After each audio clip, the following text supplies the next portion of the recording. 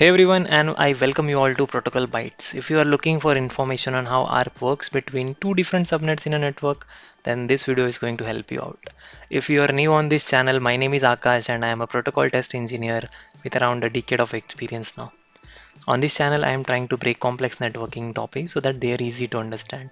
Even if you are a seasoned IT professional or a beginner, this channel will surely add some value to you. So without any further ado, let's get started. Okay, so couple of things before we start. So consider this our topology. You have CE1 and CE2 as your routers or maybe laptops, you can say, which are configured with IP addressing of different subnets.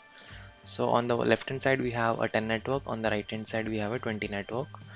Okay, now this two subnets are separated by a router. We call it as R1 over here, and we have configured a gateway over here as 254 to reach out of this network. On and the right hand side the gateway is 20.254. The importance of gateway comes in the picture only when your packet has to travel between a subnet. Okay, so in case if you are within a subnet, the gateway will not come into the picture. There will be a direct uh, transfer of data or frames to from a particular IP to the other IP, but in this case, since we are talking about two different subnets, the gateway plays a crucial role. So what happens now?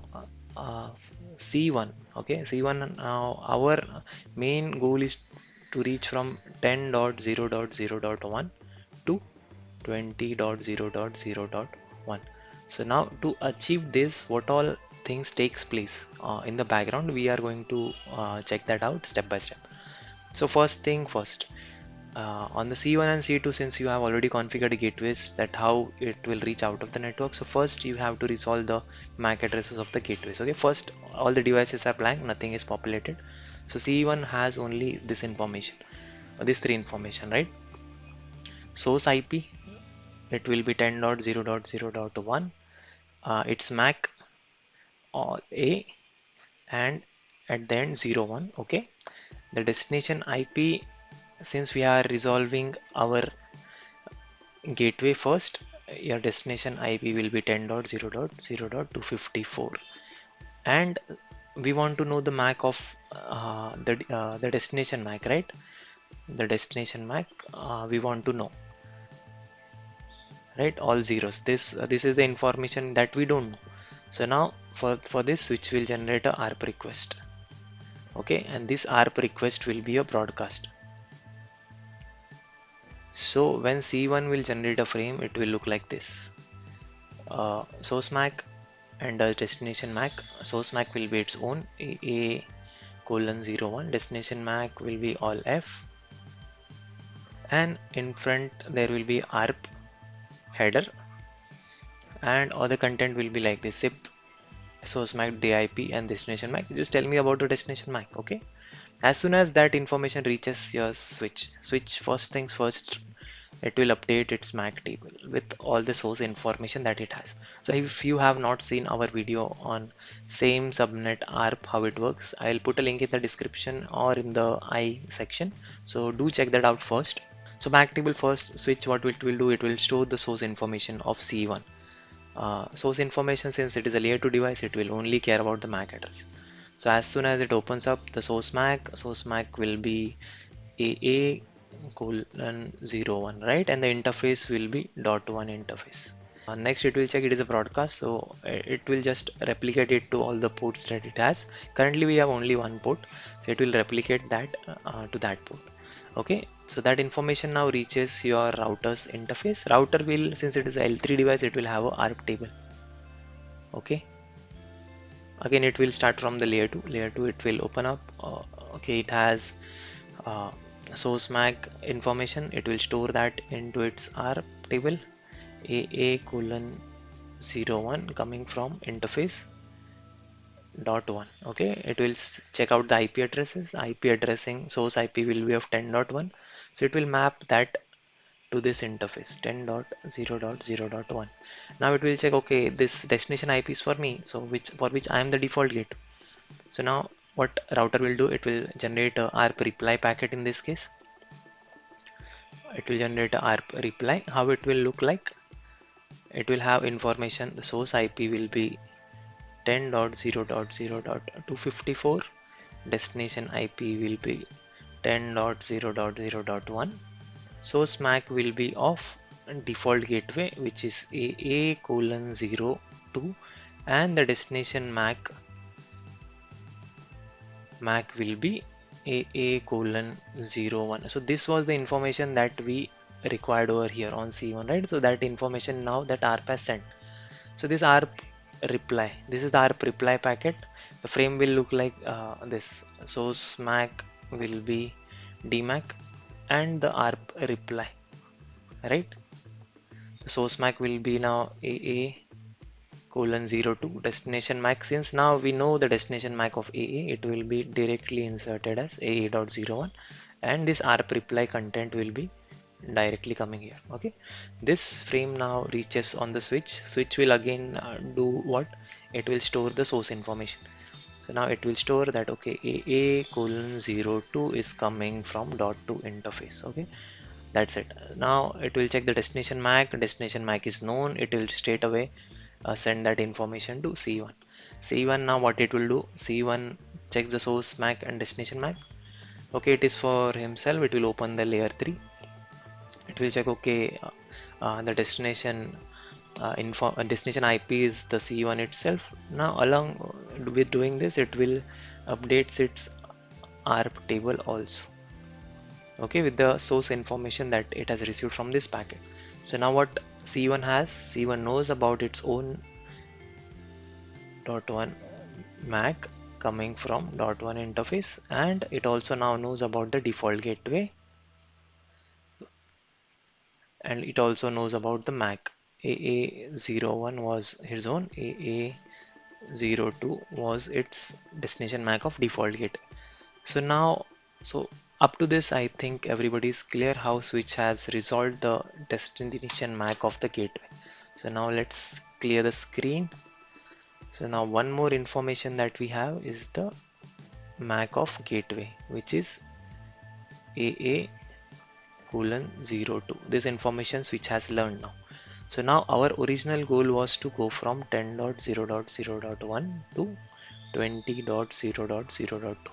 And now what will C1 do? It will let's generate a ping, because now you have reachability from this section to this section, right? Beyond this section, we are not sure what is going to happen. So now, since we tried to reach up to 254 only, now what we are going to do, we are just going to initiate a ping from 10.1 to 20.2, which is in a different network. So now what C1 will do is, first of all, the ping packet, ICMP packet, that will be generated. It will have a content like source IP 10.0.0.1, destination IP 20.0.0.2. Now source MAC will be AA colon 01, the destination MAC.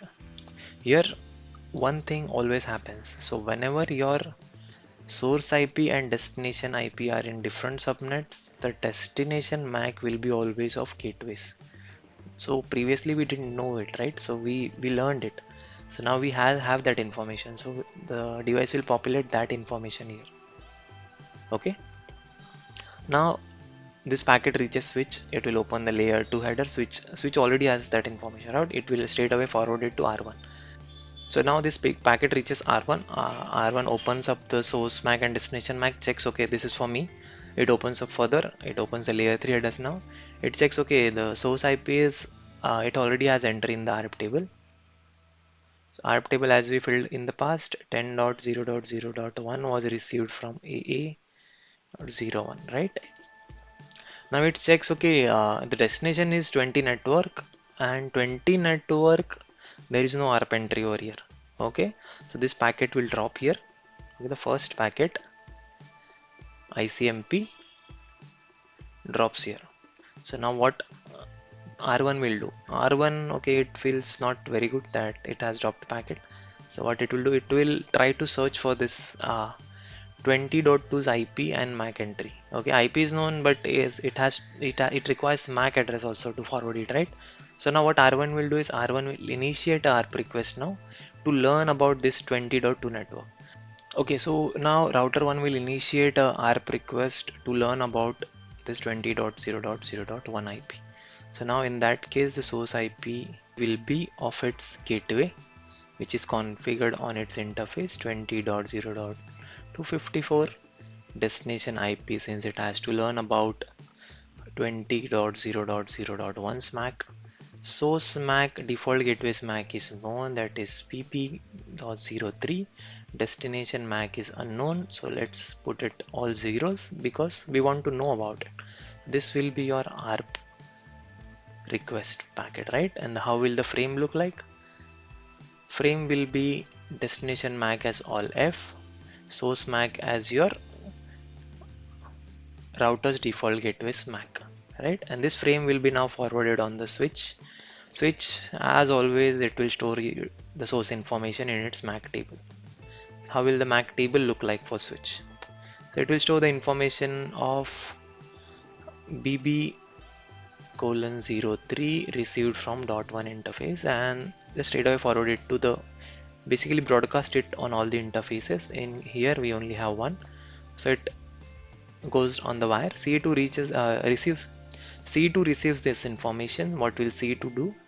Open up the source MAC and destination MAC info, update its ARP table. bb03 received at dot one interface. Open up the packet further. It will notice that it is an ARP packet with the destination IP of himself. It will generate a ARP reply packet. The ARP reply packet, how it will look like? Now, since all the gateways information is over here, ARP reply packet will look like this. Source IP 20.0.0.1, destination IP of gateway 254, source MAC of C2 BB colon 04, and destination MAC of gateway, that is BB03. So now as we see, this was the required information, right, which R1 required, which is now in the ARP reply packet. The frame, it will look like this. So now the destination MAC will be of default gateway, now it knows it 03, and source MAC will be of your C2 04. Now this frame reaches switch will update its MAC table bb colon 04 received from interface 2, and now since it knows about bb03 which is in the destination MAC, it will forward it to the port number 1. Router 2 receives this information, now it updates its destination MAC information, right? So update its information in the destination MAC, that okay, now my C2's information destination MAC is bb colon 03. How will the ARP table look like for now R1? R1 now also knows about 20.0.0.1, and the MAC is bb colon 04, right? Also it knows about 20.0.0.254, which is local bb colon 03. Also it knows about 10.0.0.254, which is local AA02. So now the ARP table is full. Let me clear the screen and just quickly write what all information now we have. C1 now knows about gateways MAC. It is AA colon 02. Switch 1 knows about both the MACs. Like it knows that AA01 is on interface dot 1. AA02 is on interface dot 2. What R1 knows? R1 knows in its ARP cache or ARP table that 10.0.0.1 is on AA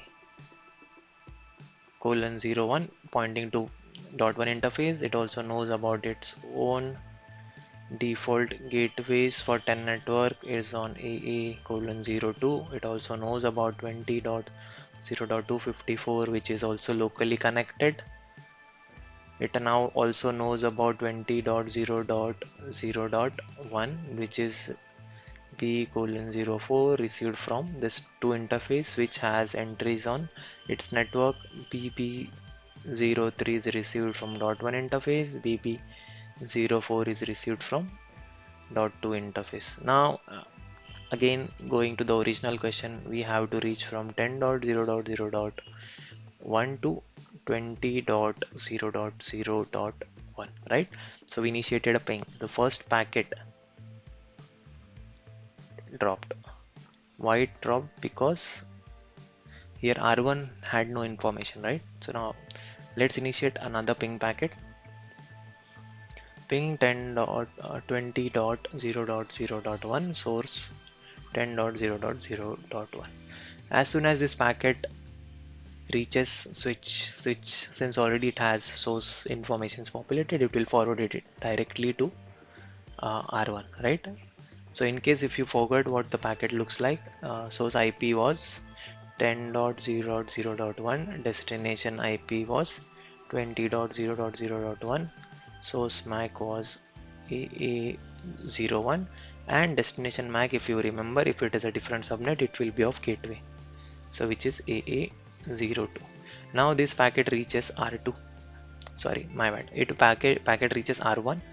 R1 checks source max. Okay, AA and 02, it is for his own default gateway. It will open the layer 3 header. It will check, okay, this destination IP, let me look out in my ARP cache table. It checks, okay, 20.0.1. I know about this, how to forward it. Okay, so now one thing router will do is also I would like to highlight that your source IP and destination IP never changes in your network unless you are doing netting or something, but within your network or between your two subnets in your network, your source IP and destination IP never changes.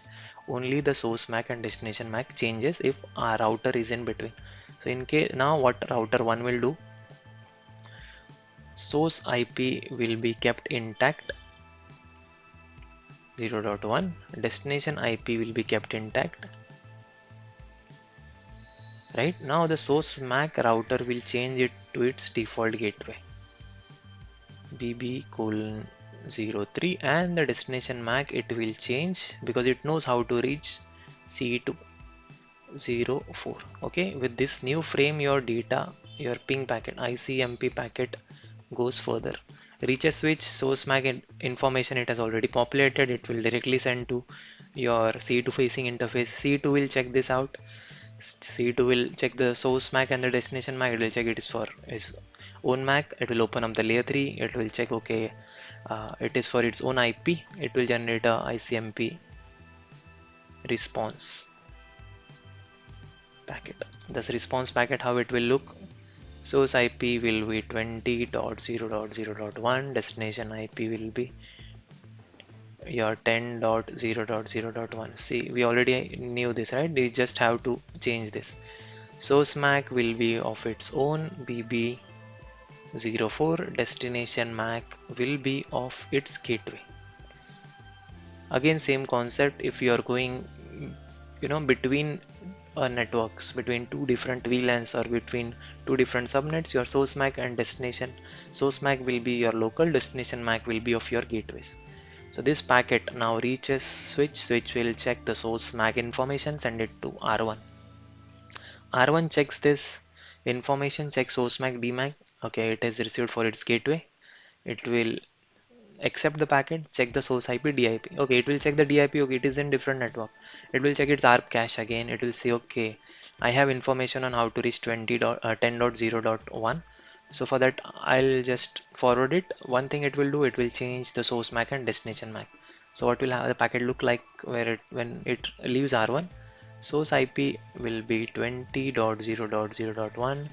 DIP will be 10.0.0.1. Source MAC, it will change it to its default gateway, and the destination MAC, as it knows how to reach C1, will be 01. Now this pack ICMP reply, okay, this is ICMP reply packet, reaches the switch source MAC destination MAC information it takes. It already has the information, it takes that and forwards it to C1. Okay. Okay, so now the frame reached C1.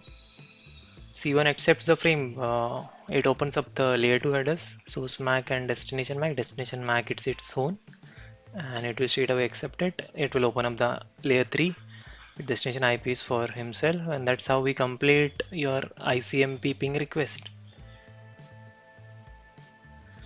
So guys, that was all for this video. I hope this video was informative. If you like this video, do check out our other videos. I'll put up the link in the end credits. That might be interesting for you. So for now, I'll just sign off. Have a great day, and I will see you in the next video.